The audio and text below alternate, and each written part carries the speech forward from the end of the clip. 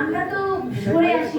আপনারা দেখেন যে যেখানে নার্সিং এর মতো একটা সেনসিটিভ পেশা, সেখানে কারিগরি বোর্ডের আন্ডারে যে পিসিটি অর্থাৎ পেশেন্ট কেয়ার টেকনোলজি যারা কোর্স করতো, আমাদের সাথে তাদের এডুকেশনাল কোয়ালিফিকেশনের মিল নেই। তারা এসে কারিগরি বোর্ড থেকে আমাদের বোর্ডে এসে আমার জায়গা দখল করবে, তারা আরেক হয়ে বেরোবে। এখানেই তো বৈষম্য বোঝা যায়। তো বৈষম্য সেটা কারা শুরু করেছে? সেই যে জায়গাগুলো কারা শুরু করেছিল, এই বৈষম্যের জায়গাগুলো সেই আমলারাই শুরু করেছিল। এখন সেই যে আমার যে একটার পর একটা বৈষম্য, আপনারা জানেন যে আমাদের নার্সিং এ অনেক সংস্কারের প্রয়োজন, কিন্তু সেই সংস্কারগুলো আমরা এতদিন ধরে দেখতে পাচ্ছি না। এবং আপনারা জানেন যে আমরা একটি আন্দোলনে গিয়েছিলাম পিসিটির কারণে। যখন বৈষম্য বিরোধী ছাত্র আন্দোলনে 15ই জুলাই যখন তারা রাস্তায় আহত হয়েছিল, তখন সেই আমরাই ঢাকা মেডিকেলে ছুটে গিয়েছিলাম নিজের আন্দোলন রেখে তাদের সেবা দেওয়ার জন্য। এবং সেই সকল ছবি ভিডিও আমাদের কাছে কিন্তু আছে।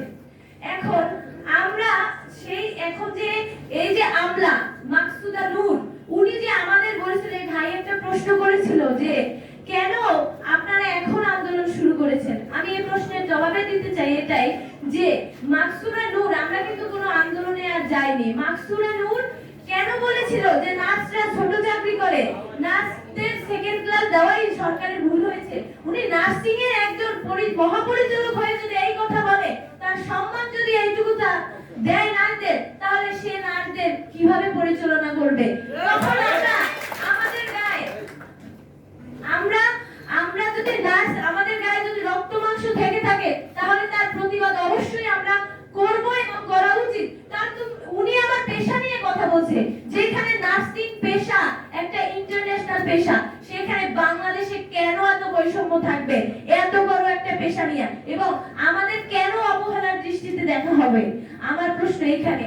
এবং আমাদের এইখানে নন নার্স পরে যদি এখানে নার্স বসে, তারা আমাদের সন্তানের কষ্ট কিন্তু মা বাবা বুঝে। যখন সেখানে নার্স বসবে, তখন যে আমার যে সমস্যাগুলো আছে, শিক্ষার্থী বা হাসপাতালে যারা নার্সিং কর্মকর্তা আছেন, তাদের যে সমস্যাগুলো তারা কিন্তু অবগত, এবং তারা কিন্তু এটা কোর্ডিয়ালি তারা সেই সমস্যাগুলো সংস্কার করবে বলে আমি আশা করি। এবং সেই জায়গায় নার্স বসতেই শুধুমাত্র আমার সমস্যাগুলো এবং আমাদের সমস্যাগুলো সমাধান করবে। এবং আমি মনে করি তারা সবাই যারা নার্স আছে, এবং আমরাও একদিন স্টুডেন্ট থেকে আমরাও একদিন কর্মকর্তা হব, বা আমরাও একদিন সেই জায়গায় যাব।